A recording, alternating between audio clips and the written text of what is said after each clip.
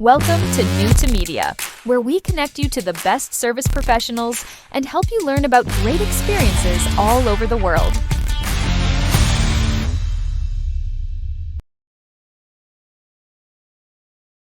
So I was just reading all this information about you. Sounds like you're a super interesting person. So very excited to hear more. So please do tell how you got started in all this. Like, where did what was the first thing? I mean, you got coin collecting, you've got book, author, real estate. I mean, you're like, there's just too many things for me to even try to introduce you. So it's like, here's Angela Duncan.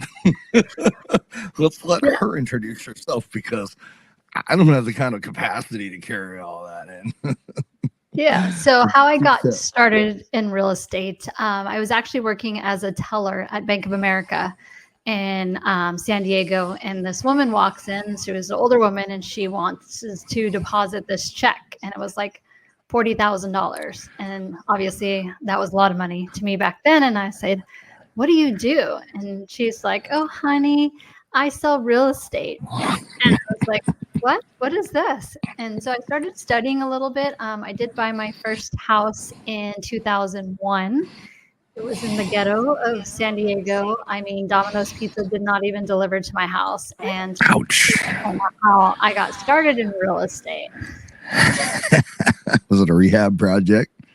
No, it was just in a bad neighborhood. I lived there, but I wouldn't recommend other people to live in that area. It's probably better now, but back then it was not good. No, yeah, it's definitely 20 years have gone by. Let's hope it's better.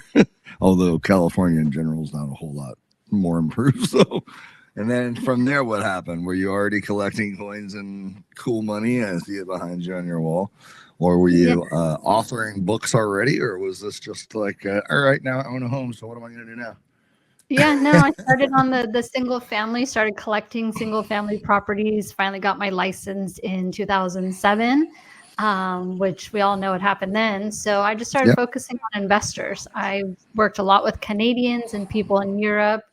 You could buy a condo in Tampa for like $15,000 and rent it. So that was where I started helping investors. Yeah, that was my exact plan. What I did the exact same thing, but I went to doctors and lawyers and people who had $3-4 million sitting around, and I was like, "Let me manage your portfolio. I'll buy you $3 million worth of properties. You don't have to show up, look at them, see them, anything. I'll do everything. Here's a POA." And I'd buy them, rent them, put tenants in them, and then they'd just accumulate. And then once the market turned back around and went crazy, we dumped them all and they made millions of dollars. And so, and I got all the sales, all the property management fees.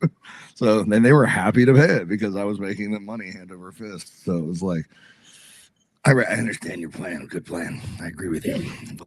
Well played. Right. But they were making the millions of dollars. So that was a lesson in itself too.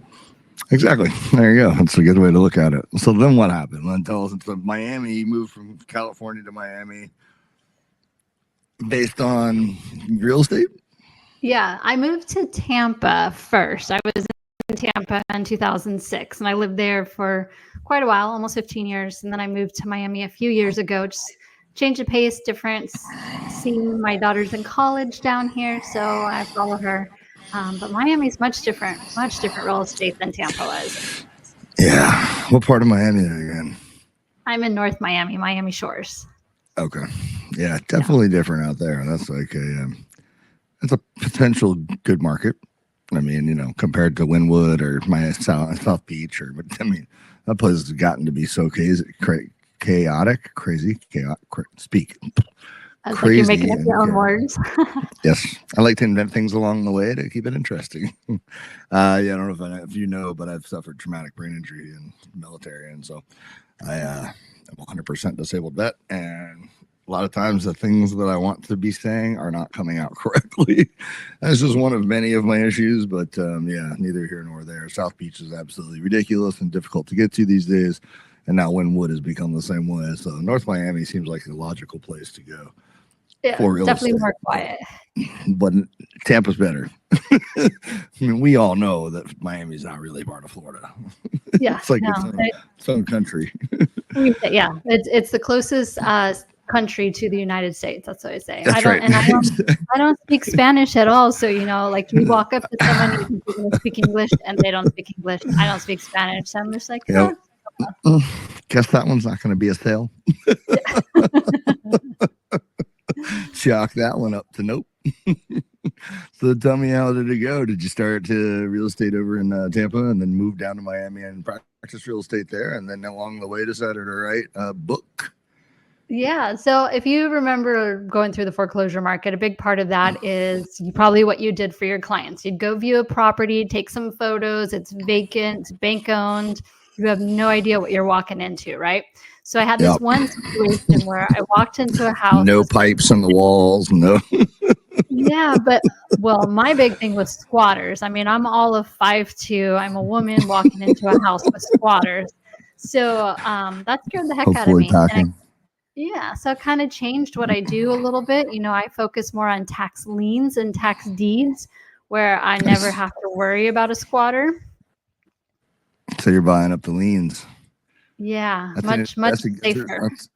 That's a big game right there, man, especially now that it's online. It used to be a pain to have to go to the courthouse and look through all the paper documents and find the liens. But then now it's online, so you can literally just go buy them on there, right? There's like a little method to the madness. And Florida pays up to 18% interest rate. Really? Wow, that's amazing. Because it's a great way to get properties, especially if you're trying to build, some sort of wealth system. I have known many people who sell that idea as a good idea, but it sounds like you kind of figured it out on your own, so you were good to go. So how many properties did you accumulate? I've accumulated quite a few liens over the years, not properties. That's not my focus. I don't want to necessarily own property anymore. I just want to own the tax certificate that the county gives out, because they're just going to pay me an interest rate. That way I don't have to deal with squatters, contractors, tenants, any of that. I just get an interest rate. Oh, that's nice. So that's even better. You don't have to go take back someone's home or something like that because they didn't pay their taxes. This is a opportunity for them to keep their house, but you make 18%. Is that right? Yes. Because that was always the thing that I had with the hang up was I'm not going to go throw someone out of their home they've been in for 30 years just because they didn't pay $3,000 in taxes. I'd rather give them the $3,000. That's just the kind of person I am. Probably not a good business plan, but that's why I didn't do it. So that's cool. I like that. I'd love to know more about that. That sounds like an interesting way to do it, because you're helping people keep their homes and making 18% interest on the side. I mean, to me, that's a good deed. It's a solid deed, because you're putting your money on the line. 18% seems reasonable. So that's how did you figure that out? What did you come around? Did you just wake up one day and went, or did you do some research? Nope. It was that squatter story. When I got scared of that house with the homeless man that I came face to face with, I started looking at other ways to make money in real estate. And I found a book called The 16% Solution by Joel Moskowitz. And I learned about tax liens, and then I just started implementing. Nice. It's really cool. So now you have a bunch of them. Do you hang them on the wall, or do you file them, or do you have a picture frame of them? Do you put them on social media? But not I mean, there could be so many options here. You can build a trophy case, and I don't know. I mean, I'm just thinking outside the box. But like you said, if a homeowner is behind on their property taxes, maybe they don't know their options. Maybe they need to sell their house, but they're too afraid to ask. So it could be a way for you to generate leads while earning money on your money too. That's a really good point. Yeah, didn't even think about that. That's if they I'm not even going to bring this up because it's a terrible idea, but let's say in a hypothetical world that somebody started to charge taxes on unrealized gains. Boy, would that cause a lot of problems. I mean, there's nothing about that that's a good idea, but you would be very busy. I would change my strategy for sure. Yeah, you would have to. And I think we can only laugh and joke about it because we know it's not going to happen. Right. No, yeah. I don't believe. Hypothetical. I don't believe that would pass Congress at all. Never. It's not going to make it anywhere. It's never going to thing. But it would be a crazy idea. So tell me about the collecting. I see these cool monies on the back wall. I recently started to buy coins and money. I think, you know, like I retired a few years back, and I don't know, man, when you get retired, you kind of get bored. So you look for like all these new little things to do, right? So like I go down these rabbit holes of like, you know, oh, did you know that any penny made in 1990 that weighs 3.1 grams is actually worth $5,000? Had to be printed in Denver. I'm like, and now I feel so nerdy. I'm like, am I going to be at a coin show soon? But I mean, obviously, you've got a cool collection. You probably got some really valuable stuff because I mean, I know what I've found lately has been, and I've been buying a lot more silver and gold and copper to, you know, as currency because I do believe the dollar is going to be in a little bit. So tell me how you got started into that. Well, when I started doing research, I love teaching about money. I barely focus on showing people that money is a tool and try to remove the emotional piece of it. So it really started off as that. But then most people might not know, but every state had its own currency prior to 1929. And so I put this like drawing of the United States up on my wall, and I started collecting different dollars from different states from the 1900s to the 1800s. And it was just something fun that I was doing. So I had a lot of fun with that.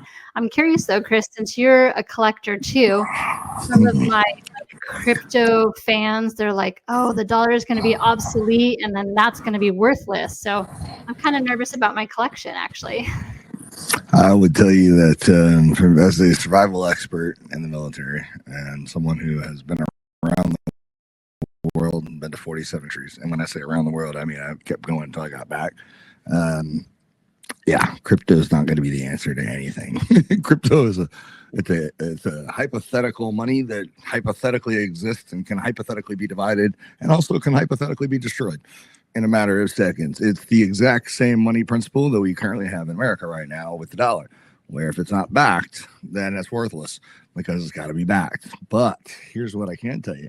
What are all circuit cards and all computers and anything technology made out of? I don't know. Silver.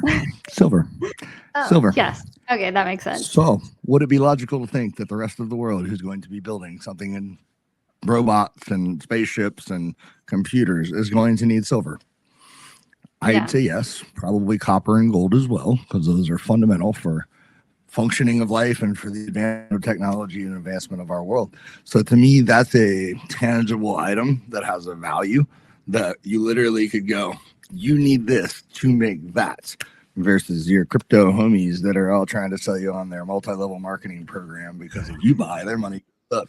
And that's a real simple program, you know, but you got to be a sucker, which there's one born every minute, right? But not knocking crypto because there's a lot of people making a lot of money in it. But I just feel like that to me, there's much safer routes. Real estate, they're not making any more dirt, you know, coins, metals, those types of things. I just gave you a great example of why those are important, you know. So in my personal opinion, I don't see any millionaires or solid investors out there buying up a bunch of crypto. Do you?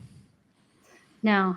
And I own no crypto. I don't believe in investing in stuff I don't understand. I don't understand it. I don't know AI. That's another whole other route we don't have to go down. But yeah, real estate to me makes sense. I can see it. I can touch it. It makes sense to me. Yep. And that's really where it's going to be. I mean, real estate's always going to be the way to really make money, especially if you're in it for the long term. You know what I mean? Creating passive income is what it's all about. It's just that you take this generation's mind frame, and their mind frame is very short attention span, right? So they don't have the ability to see a 10-year growth gap. They only can see in like 6-second intervals, you know? So, and it's not to knock this generation. It's just a change. It's just what's happening. You know, I think it's going to take time for us as humans to adjust. But in the meantime, crypto is instant gratification, right? It changes every second, changes every minute, changes every 10 minutes. So for people who have very short attention spans and can't see big picture long term, they get into it. Because most everybody I know that's into crypto is young. I don't know a lot of people over 40 that are in crypto at all, because we understand that life goes by quickly, but it's a really long ride. So it's like, you know, I can now see things. I literally plan things in a 5-year period, and thinking that, like, you know, at one point in time in my life, I never planned anything past a day, but now it's like, you know, if a year goes by like that. So it's understanding the value of 5 years from now, I could make $60,000 off of a property versus chasing the 15-second crypto clip per million. Everyone wants to get rich quick scheme. And there's always been one of those going on around the world at all times, right? It's like almost standard. But how you can always tell that it's a little something weird is when they get replicated thousands of times overnight. I'm pointing out real estate has not done that. Metals haven't done that. Anything that gets replicated thousands. I mean, it was all we had Bitcoin, and the next day we had 2,000 currencies. And it's but basically anyone who wants to open one can open one. You can do it right now. We could do it while we're on this podcast. You want to? We're gonna put your money in there though, not mine. But so anyway, what's your most valuable dollar or money or currency, or what have you found or saved, or do you buy new, or do you do online? Is you work this like you work the real estate business where you get the liens on them? Yeah, no, I mean, I like things that are not really in circulation, like a $500 bill or $1,000 bill. I definitely believe. Yeah, and make friends with your local bank. Like, go talk to the teller at the bank, because anytime they get older currency, I ask them just to set it aside for me, and I'll bring them like a $5 Starbucks gift card, hopefully not getting them in trouble. But that's a good way for me to just add to my collection, because they have no idea what it's worth. It's worth more than the face value when it's older like that. So it's a good way for me to add to my collection without having to pay more than the face value. That's interesting. Yeah, it's good. It's good advice. I heard they were going to make a $500 bill with Trump's face on it, but I don't know if that's true. I didn't even know there was a $500 bill. Yep, there's 1,000. Yeah. Not veering too far away from the real estate side. How about North Miami? If I was going to move there, what would you tell me on? What would be the big pitch? Let me hear it. We are a booming city. The tech here is incredible. Business here is incredible. We have so many people coming from other countries. What was amazing during COVID is that the Mayor Suarez, while the rest of the country was shut down, he was going to big corporations and telling them why they need to move to Miami. So we had some big companies move to Miami. We've got tons of employment opportunities. The large companies were coming here, and we're just building like crazy. So, we kind of give the younger generation a hard time, but they're renters. And so the opportunity here in the multifamily space is pretty big, because those young kids, they don't want to buy, they want to rent so that they can be free and move around and whatever. But it's great for us multifamily owners, because that's my client. Yep. Speaking of, if you've got any multi-planned units out there that are at a good price, let me know. I got a couple investors looking, so gotcha. Need some like you said, tenants are the best, man. They pay your mortgage for you. Yeah, well, we can discuss your buy box offline here. That's right, both coin wise and real estate wise. So that sounds great. I mean, North Miami is that's not what I would have initially thought of North Miami based on personal experience. So I like that you have that solid down pitch. What's the school districts like there? What do they have that's never been seen before? I mean, everybody knows about South Beach. Nobody knows about North Beach. Yeah, as far as school districts, Coral Gables, Miami Shores, but we've got so many private schools here that most people moving to the Miami area typically are looking at the private schools. So the public schools aren't really something that we, really concern about a whole lot. But yeah, I mean, if you want to live where all the action is, the schools are not going to be great there. Brickell, downtown Wynwood, the schools are not great there. So as a renter, you're really looking at the private schools in the area. Gotcha. Makes sense.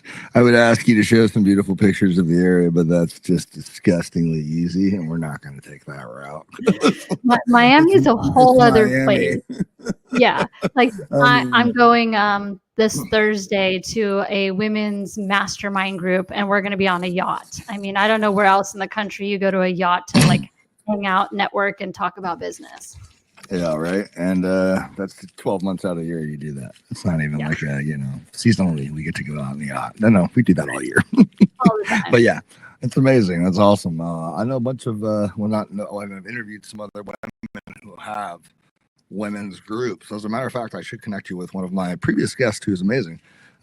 She is a financial planner, analyst, accountant, but also volunteers their time with women to teach them money. Also a pro bikini model. So I was like, that's one side of the spectrum to the other. But I guess that's just as odd as the coin collector and a real. So, not that you guys are odd. You're beautiful. I'm just saying these are odd combos, right? I mean, we all have our we learn in any business, you have to learn how to attract attention. And so it's just a different avenue. That's right. I do handstands because I want people to listen to what I have to say. And the handstands are really eye-catching. Nobody would care if I just sat down on the ground and started meditating. But if I want to get your attention, I throw myself in the air. You're going to come listen to what I have to say, which gives me the platform to be able to teach the rest of the stuff I do. So, yeah, I get it. Good idea. It's good practice in and of itself. Man, my brain is not working today, but it's still fun, right? Yeah. So what else? The book. Can I hear about the book? Oh, yeah. So similar to you, I sold my previous company in last year. Thought I was going to retire. I was like, I'm done. I don't want to do business anymore. I'm just going to concentrate on real estate. Got a little bored though. Entrepreneurs, we get bored. We always need to have something we're working on. So I was thinking about like, how do I teach more women about money and a tangible asset that will live beyond me? And so I decided to write a book. I hired a coach to become a best-selling author, which was great because I beat out Dave Ramsey for a day. I was super excited about that. But I want to that's serious props. Yeah, I wanted to provide value. Like, what can I do to just give more information and teach more people? So that's how the book came about. Well, cool. Hopefully you'll send me an autographed copy or just bring one. You're right down the road. But I love having my guests who have books. They all sign them for me and send them to me or bring them to me. This guy happens to be in Italy right now, so it wasn't possible to hand deliver it. But yeah, I take a collection. What's ironic about that is I can't read. But I really like to have the book. I mean, if you'll send me the audio book, that's cool too. But this is more like my collection of people that I know that have written books that are amazing. Definitely will get it. Right? When you're an entrepreneur, you got to come up with some stuff to. And it's not that I can't read; it's just challenging. When you suffer an injury, certain parts of your life never go back to normal. And the gift to gab, speak, I can do real well, but I couldn't tell you what we talked about 5 minutes ago. That's why I record the shows. Well, thank you for your service. Online. Thank you for your gratitude. Not many people do it these days, and it's kind of disturbing to me. So that's amazing. So did the book buy the pink chair, or the pink chair come in the book? It's just part of my brand. I'm so grateful that nice racing chair. Yeah. Barbie brought pink back, which was great. That's for? No, because when you're on camera, you're like business. Look, you're preaching to the choir. Hold on, where is it? Check it out. Look. Oh, you got pink too. All right. Yep. That's right. Pink phone, pink case, pink everything, pink yoga mat. I'm pink. People are like, tell me that's your wife's phone. I'm like, no. What? It's my favorite color. Steven Dollar even said it. It's his favorite color too. So learn something new. So I was just a little envy when I asked about the chair because I was like, man, I want a pink chair now. Can I see it? So it got racing straps. So you can strap yourself in. It is a gaming chair. Yes, they're very comfortable. You'll have to send me the link to that one also. That would be amazing. So, North Miami, back to Tampa. Obviously, you can tell me about that area too. I was there a very short time, but tell me what you think. Tampa, Clearwater, St. Pete. What's our best bet there? Yeah, it depends on what you want. Tampa's a growing city. What Jeff Vinnick and his team did around the Tampa Bay hockey team in that whole Channel Side area, I mean, it's so different than when I lived there 3 years ago. It's just growing. And I think they're, doing the same thing. They want to be a tech hub. They want to be a business hub. So they're going to attract a lot of younger people who, again, want to rent. So we're going to see a lot more apartments continue to go up, I think, in the Tampa area. So you think you're going to stick around over there for just a short time and then head back over here? Or are you going to wait it out and see what happens with the storms? I don't know. I mean, the storm took out my St. Pete house. So I'm thinking God's telling me you're not moving there. I'm supposed to go somewhere else. So who knows? You don't know. It's crazy. I had a conversion van, one of the big, nice, cool vans. And Got T-boned in that, right? So suffered a car accident, totals out the van. Well, on the other side of that happened on the east coast of Florida at my house, and on the west coast of Florida at where I had my travel trailer, that one got flooded in Helene. So I lost both my mobile homes that I used for traveling and staying in, and now I'm in a condo. And I'm like, maybe I'm not supposed to be out traveling right now. I don't know, but it's certainly a sign, right? When you're like, I bought the house in St. Pete and it's gone. And probably like gone, right? Yeah. Is it on the water? Yeah. It was on a canal. Yeah. Yeah. So it's not there anymore. Yeah. I mean, it's there, but you can't live in it. I'll rehab it for you if you want. Yeah. I mean, I think I will. Let me see what it looks like first. Right. You don't know what you're getting into yet. I may be better off to just learn coin collecting from you. That might work out better. We'll let the pros stay to the house building. I think it's so crazy though, right? Like unprecedented to see two big storms like that come out of the Gulf of Mexico. I don't know. Maybe it's aliens. Maybe it's people making weather. Maybe it's fracking. I don't know. Who knows? Maybe it was just destined to be that way. I don't really know. All I know is that nope, can't remember what I was going to say. Never mind. I'm starting to pay attention because of the affordability of housing. I'm starting to pay attention more to the tiny home market and seeing, because a lot of counties right now restrict what you can build on land. But as the need for affordable housing continues, like are some of the counties going to be more favorable in allowing us to put multiple homes that we can rent out, tiny homes on just pieces of parcel of land, right? Not in Miami. Not in Miami, no. We don't have land down here. Well, higher ground. Yeah. That's amazing. Yeah, that's obviously a world I'm very interested in because of the vans, and it basically is a tiny house on wheels. But more than that, I have a not-for-profit. It's called Vets to Yoga, and it's basically me teaching veterans who come back how to manage life and how to get through it, because we're just not taught how to be civilians. So that's why 22 vets a day commit suicide in America, which is a crazy number to me. But on top of that, with the existence of these tiny homes and these what do they call it? Trailers, the tractor trailer boxes, and the stuff they're doing with them, and all these cool new ideas and barn dominiums and things like that. It shouldn't be a homeless vet out there. We should be building little tiny villages, tiny house villages all over the place for veterans and give them a place to live. And I'm one of them. I go homeless often. Now, lucky for me, I've made some good decisions along the way in life, so I'm able to move to somewhere else. But understanding that without family and without anyone else, if I wasn't in the financial situation I was in, I certainly could see myself wanting to be in one of those little villages. Plus, it brings together that community. So maybe that's something that I'll add to my program. Is I'm going to have people hopefully donate land, and then turn those into little military or veteran tiny, because that's just effectively what we do when we camp on base. Is we want to be around other people that serve in the military, that understand us, that have an idea, and that community is so cool. And now that I've experienced that, I kind of foresee myself, because I was always going to have like a yoga center. And yoga to me is not the stretching aspect of it. It's the whole thing. So the lifestyle, the breathing, everything. But I think I'm going to add to it this little veteran village. That's a catchy name. Yeah. Veteran village. I'll have to brainstorm it, right, and see. Maybe you could do the veteran village. I'll do the yoga. Yeah. Let's do yoga. We can work together. Change the world right there. You see that? That's like good. Nobel Prize, right? Yeah, my brother is in the military. My sister-in-law, I've got a whole family in the military too. Sweet. So it's perfect. It's a good fit for you too.